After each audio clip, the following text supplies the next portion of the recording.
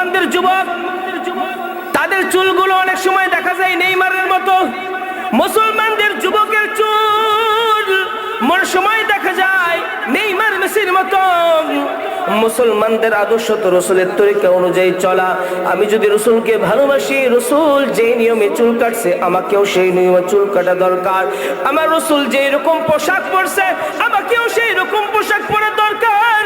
আমার রসুল যেই কাজগুলো করছে আমাকেও সেই রকম কাজ করার দরকার। আপনি রসুলের আদর্শ বাদ দিয়া, রসুলের মোহাব্বত বাদ দিয়া আপনি ওই যে কালমার্স লেলেন, ওই নেইমার, ওই মেসি যেরকম কইরা চলে আপনিও সেই রকম চলেন, তাদের সঙ্গে আপনি মোহাব্বত বানাইবেন। আল্লাহ রাসূল সাল্লাল্লাহু আলাইহি সাল্লাম বলে, মান তাশাব্বাহা বিকওমিন ফাহুয়া মিন।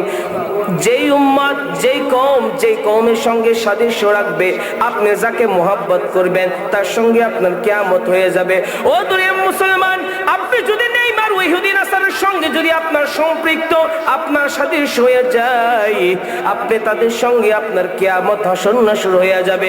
আর আপনি যদি ওই বিশ্বনবী মুহাম্মদুর রাসূলুল্লাহ সাল্লাল্লাহু আলাইহি সাল্লামকে না দেখিয়া তাকে ভালোবাসিয়া তার মতো চুল কাটলেন, তার মতো দাড়ি রাখলেন, তার মতো পোশাক পরলেন, তাকে ভালোবাসলেন, আল্লাহ রাসূল সাল্লাল্লাহু আলাইহি সাল্লাম কিয়ামতের ময়দানে ওই আশিক রাসূলকে ধরে ধরে জান্নাতে প্রবেশ করাইয়া দিবে। কথা বলেন ঠিক কিনা?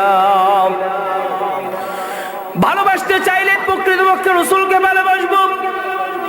কোন রকম দুর্নীতি, কোন রকম ঠকাবাজি কোনো দরকার নাই। আমরা মুসলমান নবীকে ভালোবাসি, শুধু মুখে বললেই হবে না, কাজে কর্মে পরিণত করে দেখানো হবে। কথা বলেন ঠিক কিনা? আজকে আমরা তো শুধু ওই যে মুখে মুখে দাবি করি যে।